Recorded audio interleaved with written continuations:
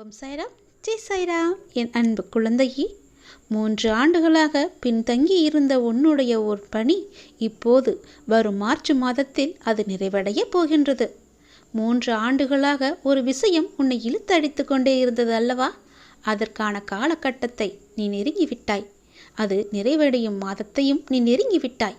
அந்த நாட்கள் வெகு தூரமில்லை கண்மணி. சந்தோஷமாக அதை அனுபவிக்கப் போகின்றாய்.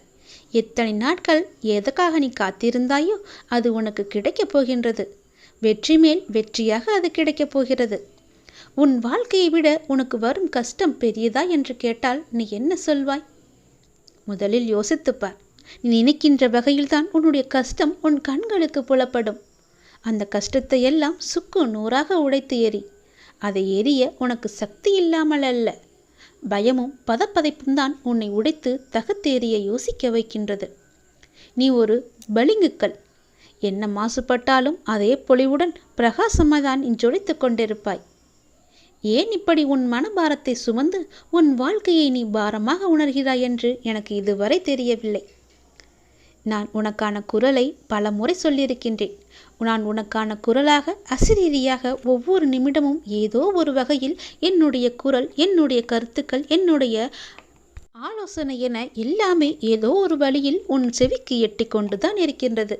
உன் செவிக்கு எட்டும்படிதான் நான் கூறிக்கொண்டும் வருகிறேன். அதை புரிந்து கொண்டு மனதால் உணர்ந்து அறிவால் நீ செயலாற்ற வேண்டும் என்று பல முறை நான் சொல்லியிருக்கிறேன். நான் சொல்வதையெல்லாம் பெரிதாக எண்ணுகிறாயா என்று எனக்கு தெரியவில்லை. பெரிதாக எடுத்துக்கொண்டால் அதில் நிச்சயம் முன்னேறியிருப்பாய். ஏதோ சொல்கிறார், ஏதோ நாம் ஏன் கேட்க வேண்டும் என்ற எண்ணத்தில் பாதி மட்டும் எடுத்துக்கொண்டு மீதியை விட்டு விடுகிறாய். நீ எல்லோரையும் முக்கியமாக நினைக்கின்றாய். அதே போல அவர்களும் நினைக்க வேண்டுமல்லவா? அப்படி அவர்கள் உன்னை அலட்சியப்படுத்தியவர்கள் நீ முக்கியம் என்று வருவார்கள். உன்னுடைய அருமை புரிந்து உன் அன்பு எவ்வளவு பெரியது என்று கவலை கொள்ளாதே. ஒருவர் கஷ்டத்தில் இருக்கும்போது கடவுளின் அனுகிரகம் கிடைப்பது மிக பெரியது. அவர்கள்தான் மிக பெரிய புண்ணியசாலிகள். கஷ்டத்தில் இருக்கும்போது கடவுளின் அனுகிரகம் அவருக்கு கிடைத்துவிட்டால் யோசித்துப்பார், எவ்வளவு பெரிய நன்மை அளிக்கும் அவர்களுக்கு. நீ அப்படிப்பட்ட புண்ணியசாலிதான். ஏனென்றால் கடவுளின் முழு அனுகிரகமும் முழு பார்வையும் உன் கஷ்டமான நேரத்தில் உனக்கு கிடைத்து கொண்டே இருக்கின்றது. உனக்கு கடவுளின் அருள் இருந்து கொண்டே இருக்கின்றது. நீ இனிமேல் கவலை கொள்ள வேண்டிய அவசியமே இல்லை. கஷ்டம் தரும் நிலைகளை எல்லாம் உடைத்து தகத்தெறிந்து சுக்கு நூறாக தகத்தெறிந்து உன்னை உனக்கே புதிதாய் தோன்ற வைத்திருக்கிறது. புதிய வாழ்க்கையை புது புத்துணர்ச்சியுடன் நல்ல எதிர்காலத்தை நீ பெறப்போகின்றாய். வரும் மார்ச் மாதத்தில் அதற்கான ஏற்பாடுகள் எல்லாம் நடைபெறும். 3 ஆண்டுகள் நிலுவையில் இருந்த உன்னுடைய பணிகள் நிறைவேறப் போகின்றது. என் கண் விழியில் உன்னை வைத்து கண்ணிமை கொண்டு காத்து வருகின்றேன். உனக்கான காலம் கனிந்து விட்டது.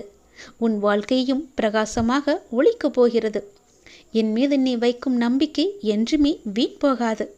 நான் சொல்வது சத்தியமாகவே நடக்கும். நீயே யோசித்துப்பார், நல்லது நடக்கும் உனக்கு.